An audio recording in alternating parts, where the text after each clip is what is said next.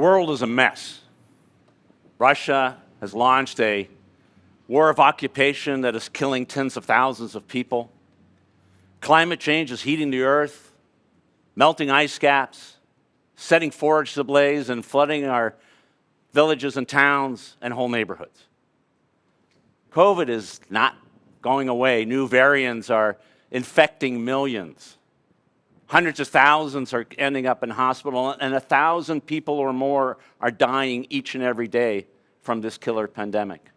Inflation is surging as a result of rising demand, problems with supply chain, the war's impact on fuel and food prices, leaving many destitute and without enough to eat.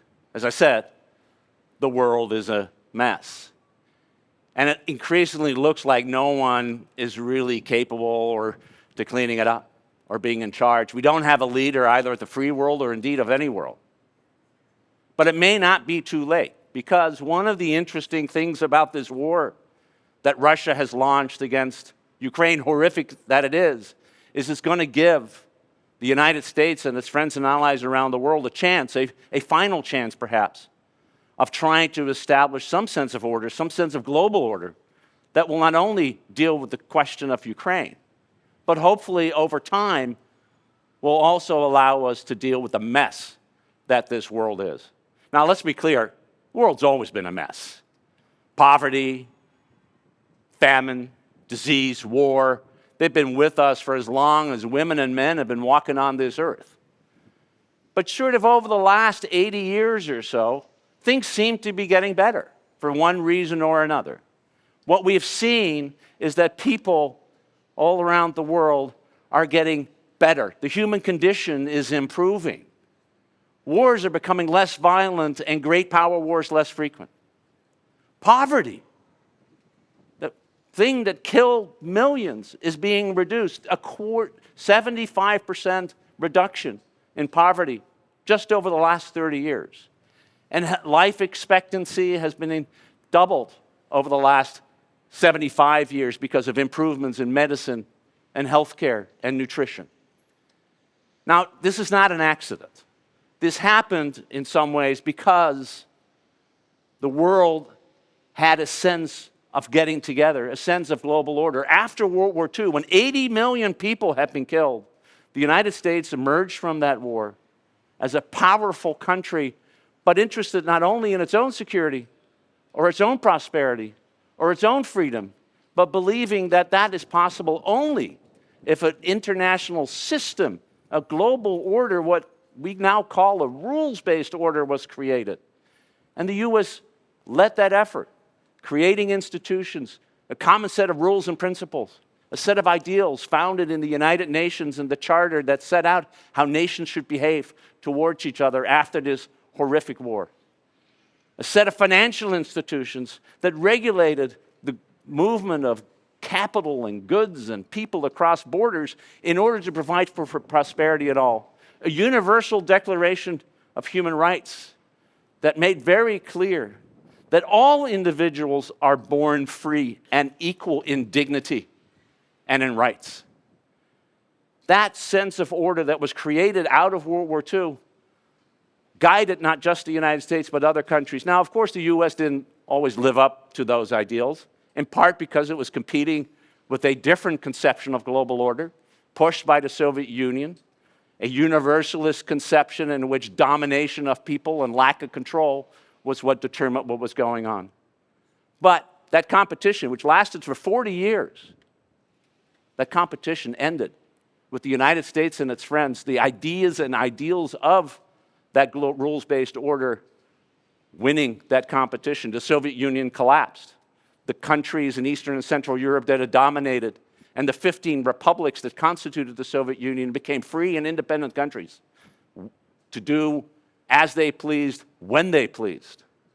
And the ideas that the United States had put forward, the idea of collective security, of democracy and freedom, of free markets, those ideas were now seen as having not only triumphed, but being part of the future. Indeed, the United States had emerged as the only superpower. We call it a hyperpower. And its ideas were seen not just as having triumphs, but representing in some ways the last stage of human development. History, we were told, had ended. And of course, all countries were going to embrace sooner or later those ideas, and all countries would become prosperous and free, and ultimately secure. Some even believed that we could use our power to accelerate history, that we could bring Russia and China into our economic system and they would become just like us. We even thought that we could intervene in countries and bring democracy and freedom to countries that had never had any of it. Oh boy, how wrong we were. Turned out history had not ended. If you look at what's happening in Iraq and Afghanistan, where we fought futile wars with achieving none of the objectives that we had set out for ourselves. And repeating the mistakes of Vietnam. And far from opening up, Russia and China clamped down, taking control of what was happening in their own countries, much as they had done during the Cold War. If the 1990s and the early 2000s were a time of extraordinary American hubris, the last 10 to 15 years have been a time of an enormous humiliation. Wall Street caused a global financial crisis. 20 years of war in Afghanistan ended with the United States turning tail and the same government that we had ousted at the beginning back in power.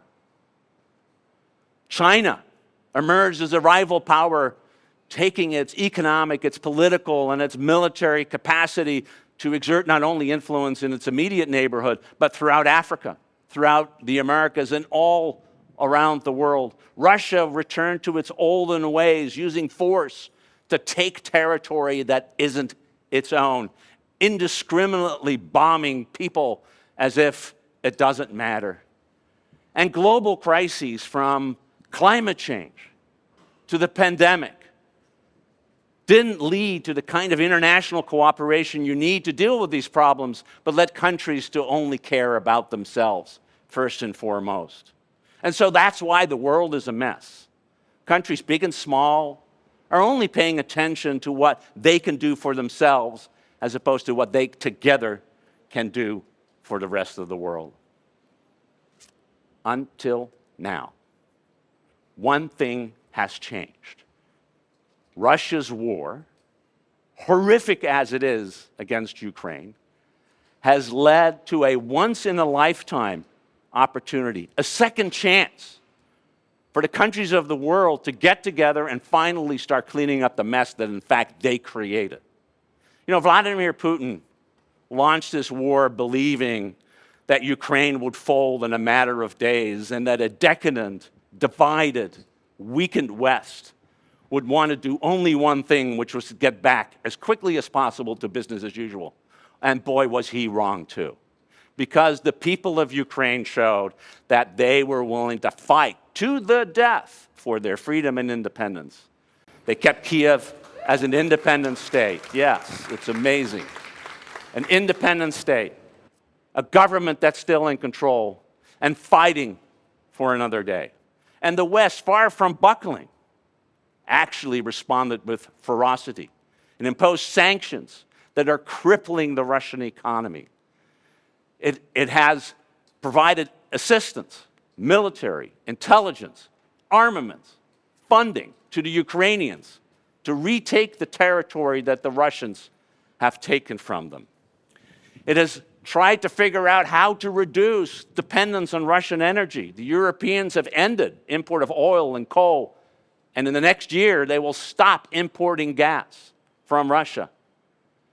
And at the same time, NATO, that organization that existed for 74 years, is bolstering its defenses in the East, brought in Finland and Sweden as new members, and is more united now than it has been in 40 years. This response is important because it means that Russia is going to lose. It's important for Russia to lose, but it's even more important that it does so because these Western countries are coming together. It's that idea of the West cooperating, of our friends in North America and Europe and Asia, to work together to establish this sense of order, to preserve, protect, and reform the rules-based order that served them so well for 80 years. That's now possible. These countries should think about themselves as a new grouping, an alliance of advanced democracies that together represent 1 billion people and 60% of global economic and military power. Contrast that with Russia and China. Look at what they have to offer. Yes, they're more populous, but they only represent 20% of global GDP, and they only spend 17% of military spending. The West together is far more powerful than any other country. There is, frankly, as an alliance of advanced democracies, nothing that they cannot do. They can hold Russia to account for its brutality against Ukraine. They can outcompete, out-innovate China on any possible way in which they need to be competed. They can wean the world off of fossil fuels and embrace new green technologies to deal with the threat of climate change. They can innovate and share the therapeutics and the vaccines that are necessary not only to defeat this pandemic, but the next pandemic. And they can stymie, if they work together, stymie inflation and return to an era of steady growth that we have enjoyed for so many years. But they can only do that if they work together. So here's the lesson from Ukraine. Here's the lesson from the last 80 years. When you work together as major powers, caring not just for yourself, but for other countries, believing that the only way you can be free, you can be prosperous, you can be secure, is if everyone is free, everyone is prosperous, and everyone is secure. That's the challenge. The world's a mess. It's going to overtake us all. But it's not a lost cause. If only we work together, we can clean up this mess together, and we can make sure it doesn't overwhelm us all. Thank you very much.